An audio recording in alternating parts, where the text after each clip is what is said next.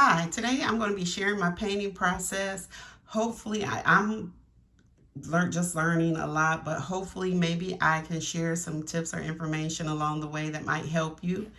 I am using watercolor paint, and I normally use these travel kits that I have,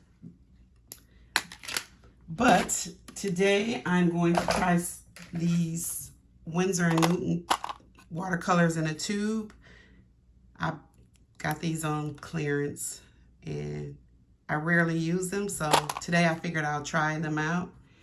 And as far as brushes, nothing special. These are just some inexpensive brushes that I have.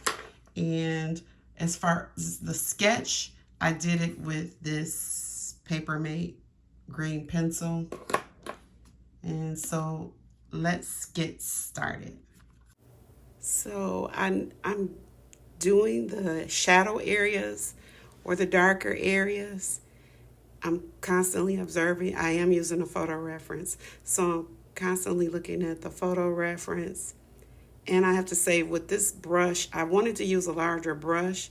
This was one of the largest brushes I had at the moment, and I was struggling trying to use it. So I switched. You can see that I switched to a different brush. Things got a little bit better, but anyway. So again, I'm just trying to put in the darker areas, and I'm mixing the colors off to the side.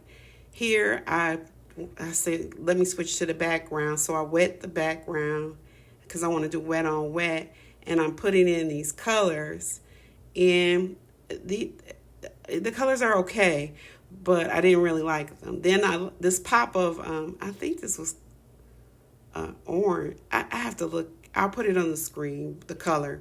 But anyway, this color I liked. It was making it pop to me. So I kept going along with that. And then I added in this blue, and I did not like it at all. So I stopped that.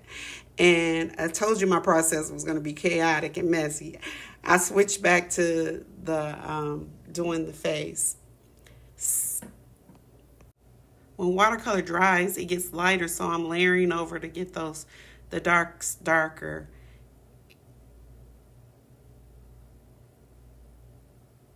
And then here is when it dried, so again it got lighter, and I moved on to the hair, and I used this. I'll put it on the screen, an ultramarine blue. I think I don't know, but anyway, this blue, because I didn't want to just use pure black. So I'm putting that color down as the first layer.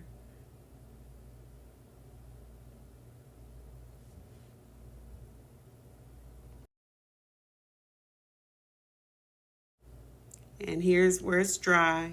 And I'm going in to do the eyes.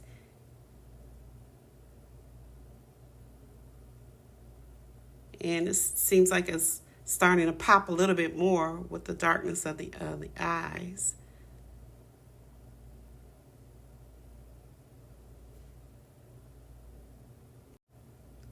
With these eyebrows, I'm using brown at first. I made a mistake there, so I'm using water to try to fix it. So anyway, I'm using a shade of brown for the eyebrows. And you'll see in a moment where once it dries, it's like I didn't do anything. Anyway, I'm working along on the skin again, and I'm trying to dry it here so I can see what it looks like. So to go faster, I was drying in between the layers. Oh, this is where you can kind of see how the watercolor light dried, and it was lighter for the eyebrows. Anyway, I'm going on to the lips, and in the reference, her teeth are, she has like a slight smile, so some of her teeth are showing. Her two front teeth are showing, basically. And you'll see as we go along, I do not like the way it looks. So later on I try to adjust with that.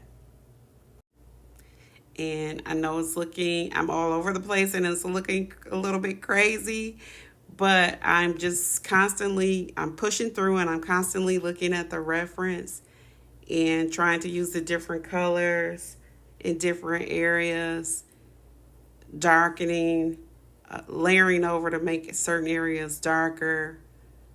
These ears, that's all I can say. I didn't have white in the tubes, so I'm using my travel kit, the white from my travel kit. And you see how it makes the eyes pop?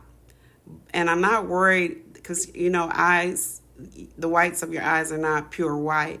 And I'm not worried because, it dries lighter. So, but anyway, it does make it pop a little bit, adding that white. It's going to lighten up anyway, but yeah. So back to these lips. I put the brown in because, her upper lip is casting a shadow on her teeth. And I'm thinking in my head, I really don't like the way that looks. I have got to do something about it. So I work on the darkening the edges, the outer edges of the lips. And again, I'm thinking in my head, okay, I do not like the way this is looking with the teeth. But I still keep going on, adding in layers of color for different parts of the lip. So I had to move on from that. So on the side, you saw me mixing in. I saw that it needed more contrast. So I mixed a darker shade of skin tone. And that's what I'm adding because, of course, under the neck, it's the shadow. So I'm adding that in. And I'll try to put the colors if I can on the screen, but it really doesn't matter what colors I'm using. When you're using your colors, again, you just keep playing around with them to see what works, because that's basically what I'm doing. Looking at the reference, I keep going back and forth looking at the reference and then, looking at what I'm doing, and so adding in more darks, constantly layering, because again, it's going to lighten because it's watercolor. And, I'm just doing a lot of layering and observing. It's just important. I know this is looking crazy, but,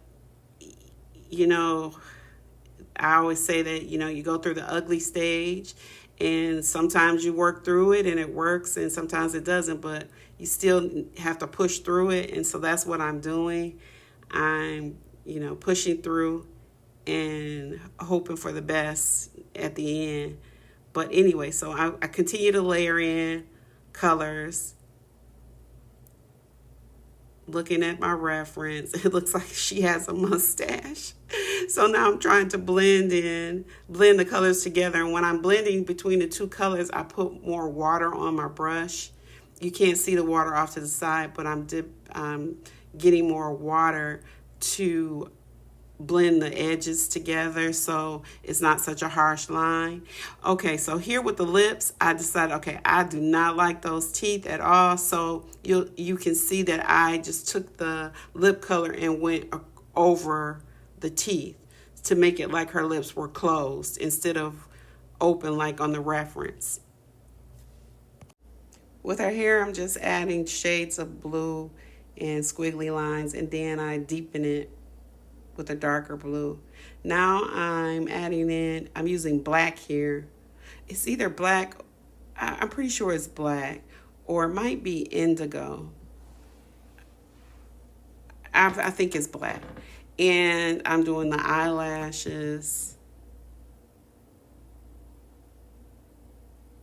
And I'm sorry, my hand is in the way, so you can't see, but I'm, again, working on the eyelashes.